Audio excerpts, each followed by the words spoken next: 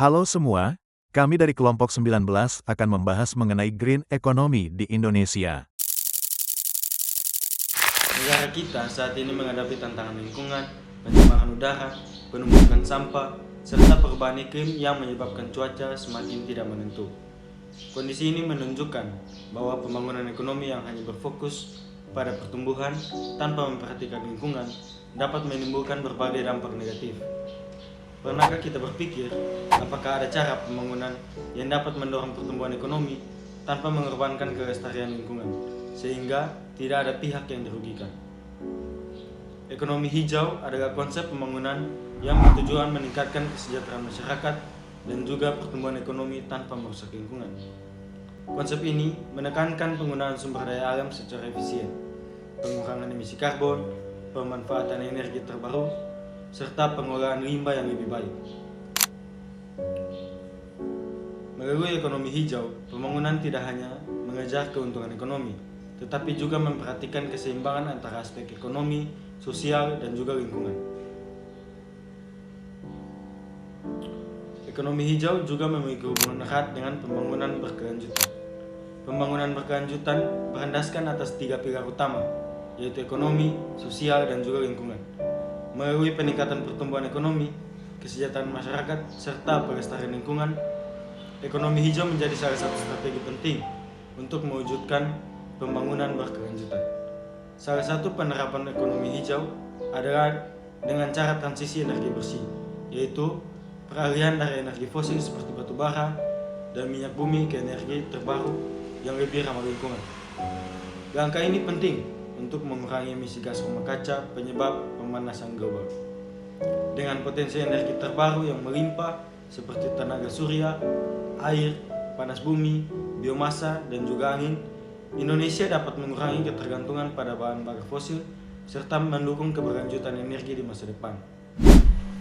Saat ini, Indonesia telah mulai menerapkan berbagai program ekonomi hijau.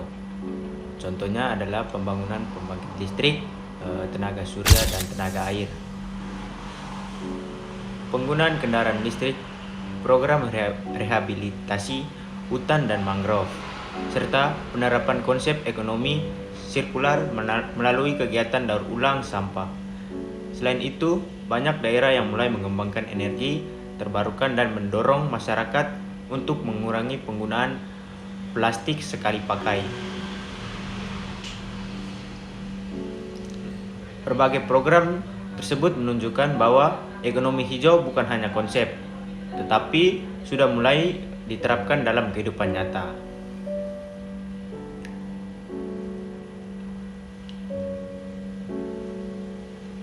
Penerapan ekonomi hijau memberikan berbagai manfaat, baik bagi lingkungan, ekonomi maupun masyarakat.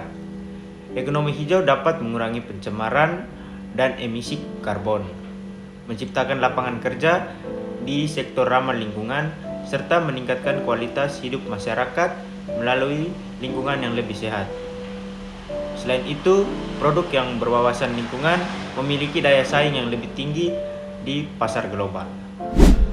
Meskipun memiliki banyak manfaat, penerapan ekonomi hijau di Indonesia masih menghadapi berbagai tantangan, seperti keterbatasan investasi, tingginya biaya teknologi, kurangnya infrastruktur, dan rendahnya kesadaran masyarakat terhadap lingkungan.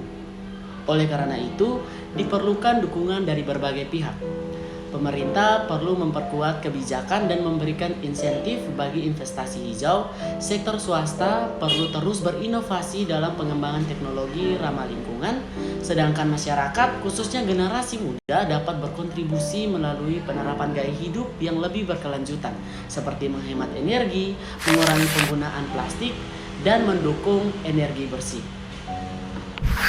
Ekonomi hijau merupakan langkah penting dalam mewujudkan pembangunan berkelanjutan di Indonesia.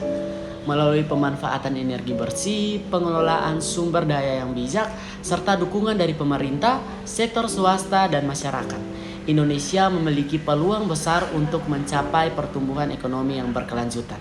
Oleh karena itu, menjaga lingkungan bukan hanya tanggung jawab pemerintah, tetapi juga tanggung jawab seluruh masyarakat.